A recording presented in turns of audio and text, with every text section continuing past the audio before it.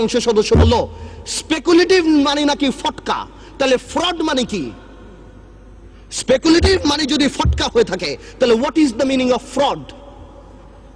একবার মাননীয় অর্থমন্ত্রী বললেন এখানে হতেই পারে, মাননীয় অর্থমন্ত্রী বললেন এগুলি হতেই পারে। ডক্টর মুশিউর রহমান বললেন this is none of our concern, share market আমাদের কোনো চিন্তার ব্যাপার না। সরকারের তরফ থেকে তা বলা হলো এতে বিরোধী দল দায়ী। মাননীয় স্পিকার, এই কথাগুলি শেয়ার মার্কেটকে অ্যাগ্রাভেট করেছে। তারা ট্রান্সফর্মার লাগিয়েছে, রেগুলেটর লাগিয়েছে, এটা লাগিয়েছে, ওটিয়ে লাগিয়েছে, কোনো লাভ নাই। তারা ডেকে এনে মানুষকে ইনভেস্ট করেছে। 30 থেকে 40 হাজার কোটি টাকা বিদেশে চলে গেছে। মাননীয় স্পিকার, মাননীয় স্পিকার, গত 2 বছরে 12 লক্ষ বিও অ্যাকাউন্ট হয়েছে। এর আগে আরো 20 লক্ষ ছিল, এর মধ্যে 8 লক্ষ শুধু আমাদের মা বোনেরা। মাননীয় স্পিকার, আমার যদি বিও অ্যাকাউন্ট থাকে, if I have a BO account, naturally my mother, my sister, my friend সবাই আমার উপরে ডিপেন্ডেন্ট থাকে। এক বিও অ্যাকাউন্ট দিয়ে 5 জন, 6 জন, 10 জন কাজ করে। আপনি জানেন বাংলাদেশে কোনো ব্যবসা বাণিজ্য এখন নেই, সারা পৃথিবীতে মন্দা। এই মুহূর্তে সবাই 2 লাখ টাকা, 5 লাখ টাকা ইনভেস্ট করে 5,000 টাকা কামাই করার জন্য চেষ্টা করেছে। এটা কি কোনো অপরাধ? I can very well understand বিজনেসে লস হবে, লাভ হবে, কিন্তু ডাক দিয়ে তো আপনি ধোকা দিতে পারেন না। বারবার ডেকে এনে শেয়ার মার্কেটে ইনভেস্ট করিয়ে তাদেরকে রাস্তায় ফেলে দেওয়া হচ্ছে। 30 লক্ষ লোক যদি স্বাধীনতা যুদ্ধে মারা যায় মাননীয় স্পিকার, তাহলে 30 লক্ষ লোক এই আওয়ামী লীগ আমলে ফকির হয়েছে মাননীয় স্পিকার। মাননীয় speaker, one thing I just don't understand, আজ থেকে 1 বছর আগে এইখানে দাঁড়িয়ে বললাম এয়ারটেলের কথা। এই এয়ারটেল 2000 কোটি টাকার শেয়ার কেলেঙ্কারি করে বাংলাদেশকে 95 কোটি টাকা স্ট্যাম্প ডিউটি দেয়নি। সারা বাংলাদেশ যখন বিদ্যুতের জন্য পাগল, এক আরবিতে 2,80,000 অ্যাপ্লিকেশন আছে বিদ্যুতের, 5 লক্ষ শুধু আছে বিভিন্ন কলকারখানা প্রতিষ্ঠান, বড় ছোট দালানের। 210টা টাওয়ারে নির্বিচ্ছিন্ন বিদ্যুৎ সংযোগ দেওয়া হচ্ছে এই এয়ারটেলকে। কেন মাননীয় স্পিকার, আমরা জানতে চাই। আমি জানি আমার এই কথায় এয়ারটেলের করাপশন বন্ধ হবে না, ইনভেস্টিগেশন হবে না, তবে the time has come. I want to urge the people of Bangladesh যে আপনারা এয়ারটেলকে প্রত্যাখ্যান করেন। যেই কোম্পানি ইস্ট ইন্ডিয়া কোম্পানির মতো এত কোটি কোটি টাকা ট্যাক্স ফাঁকি দিয়ে, স্ট্যাম্প ডিউটি ফাঁকি দিয়ে এই দেশে ব্যবসা বাণিজ্য করছে, তাদের ইন্টেনশন ভালো না। আমি সবাইকে অনুরোধ করব বাংলাদেশের যে আপনারা এয়ারটেলকে বয়কট করেন, পাবলিকলি বয়কট করেন। মাননীয় speaker,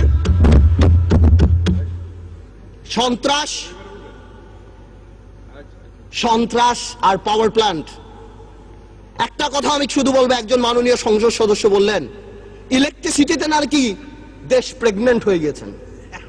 I am not used to this languages, but আমার জবাব দিতে যখন দেখি চানাচুর কোম্পানি, ফার্নিচার কোম্পানি, নাম নিচ্ছি অটোবি, যারা সারা জীবন ফার্নিচার বানিয়েছে, তারা বিদ্যুৎ প্ল্যান্ট পেয়েছে, আমার মনে হয় এই প্রেগন্যান্সি খুব তাড়াতাড়ি মিসক্যারেজ হয়ে যাবে এবং এই দেশে বিদ্যুৎ আসবে না। আমরা চাই, আমরা দেখতে চাই যাতে বিদ্যুৎ আসুক। আমি যদি দেখি গাধাকে দিয়ে ঘোড়ার রেস দৌড়ানো হচ্ছে, আমি জানি এই গাধা গন্তব্যে কোনোদিন পৌঁছাবে না। মাননীয় স্পিকার, ডক্টর ইউনূসকে নিয়ে কিছু কথা না বললেই নয়। মাননীয় speaker, I will not go into the details of the law, তবে অনেকেই বলে যে ল ইজ ইকুয়াল। এখানে অনেক বড় বড় কনস্টিটিউশনের বিজ্ঞ লোকেরা আছেন, তারা যদি থাকতেন আরো সুবিধা হতো। মাননীয় স্পিকার, যদিও পার্লামেন্ট বলে, সংবিধান বলে ল ইজ ইকুয়াল, বাট বাস্তবে কিন্তু ল ইজ নট ইকুয়াল। 111-এ দেখেছি অনেক বড় বড় নেতাদেরকে 20 সেলে রাখা হয়েছে, কিন্তু 2 নেত্রীর জন্য আলাদা জেলখানা রাখা হয়েছে। এই পার্লামেন্টে আমি যা বলবো দ্যাট ইজ ইমিউন। ডিপ্লোম্যাটরা অনেক কিছু করে, ইমিউনিটি আছে। কিছু কিছু ক্ষেত্রে কিছু কিছু স্পেশাল মানুষের জন্য ল একটু কার্ভ করে যেতে পারে। Doctor Yunus, I can very well understand 65 বা 70 ইয়ার্স ওল্ড, বাট 80 বছরের রাষ্ট্রপতি যিনি এত বড় বক্তব্য লিখতে পারে, 75 বা 70 বছরের ডক্টর ইউনূস আমি মনে করি গ্রামীণ ব্যাংকের এমডি পদে ভালোভাবেই থাকতে পারত। মাননীয় স্পিকার, ডক্টর ইউনূস বাংলাদেশের সম্পদ না পৃথিবীর সম্পদ।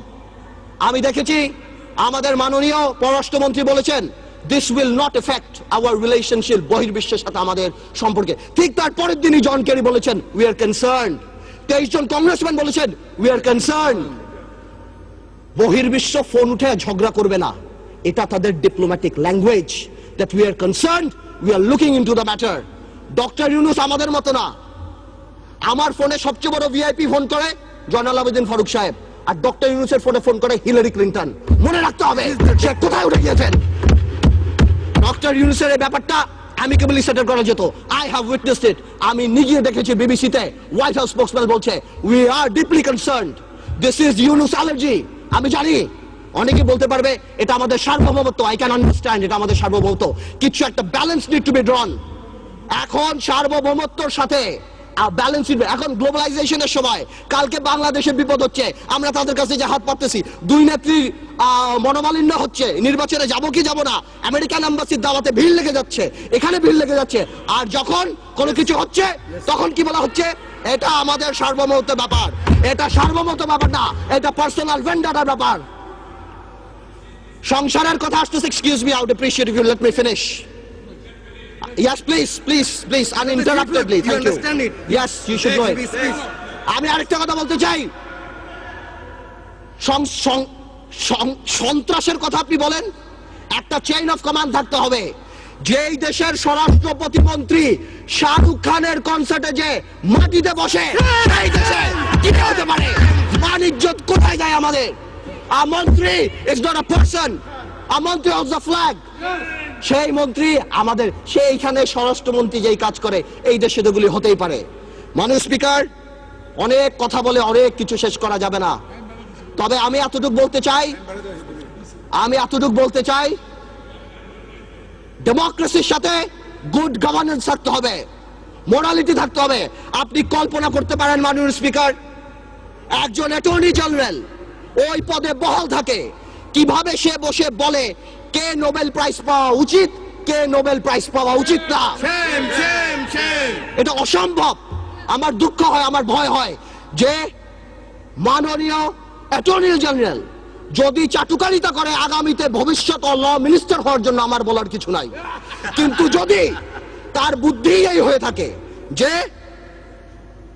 সন্তু লারমার প্রধানমন্ত্রী, হ্যাঁ কে পাক না পাক that is not our concern, কিন্তু ফোরামটাকে ডক্টর ইউনূসের পাওয়া উচিত ছিল না, এই বুদ্ধি যদি অ্যাটর্নি জেনারেলের হয়ে থাকে, তাহলে আমি শঙ্কিত যে বাংলাদেশের জুডিশিয়ারি কোন দিকে যাচ্ছে। মাননীয়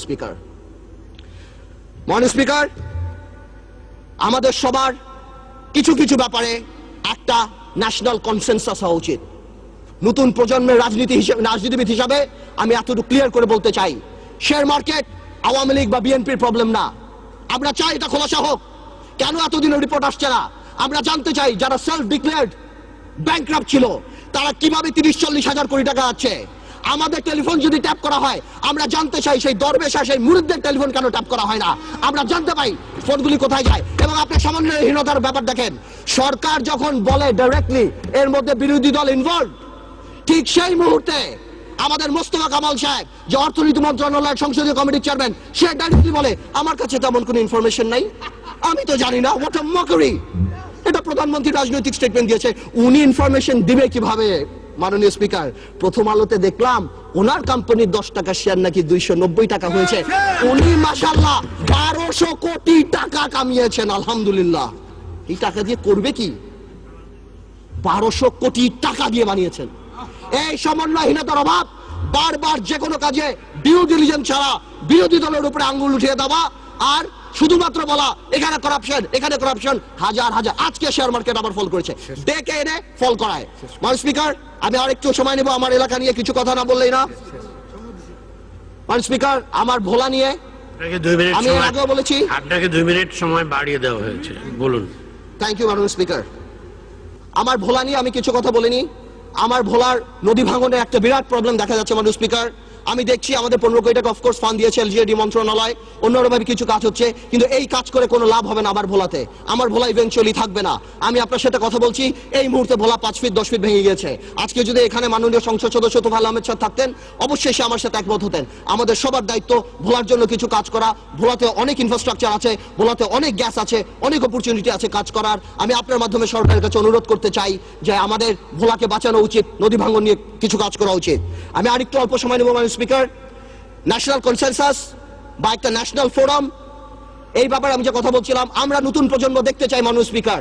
কিছু কিছু ক্ষেত্রে কিছু কিছু কালপিট, আপনারা যদি সরকার দলীয় সংসদ সদস্য যদি মনে করে যে আমাদের দুই একজনের নাম বলে, হাওয়া ভবনের নাম বলে, এগুলি তারা পার পেয়ে যাবে না। একটা হাওয়া ভবন যদি থেকে থাকে, এই আমলে শত শত মুশকিল আসান সেন্টার বের হয়েছে মাননীয় স্পিকার। আপনি যদি সেখানে যান, আপনার মুশকিল আসান হয়ে যাবে মাননীয় স্পিকার। আপনি দরবেশের মুরিদ হবেন, আপনাকে ভূ দিবে, 2000 কোটি টাকা মালিক হয়ে যাবেন। শত শত লোকসানের কোম্পানি, জিএমজির মতো কোম্পানি, ওয়েস্টিনের মতো কোম্পানি আপনি নিয়ে যাবেন 20 কোটি টাকাকে বুল ভ্যালু বিলিং ভ্যালুতে বড় করে আপনি শেষ করে দিবেন। আপনি হঠাৎ রাতারাতি 40 কোটি টাকার মালিক হয়ে যাবেন। সর্বশেষ আমি একটা কথা বলবো, আমি সরকারকে আন্তরিকভাবে ধন্যবাদ জানাই যে সরকার এই দরবেশ বাবাকে বাংলাদেশের অর্থমন্ত্রী বানায় নাই। যদি বানাতো, দেশটার প্লেসমেন্ট শেয়ার বের করে, দেশটার বুক ভ্যালিং বের করে এখন মার্কেটে বিক্রি করে দিত। আপনাকে ধন্যবাদ মাননীয় স্পিকার।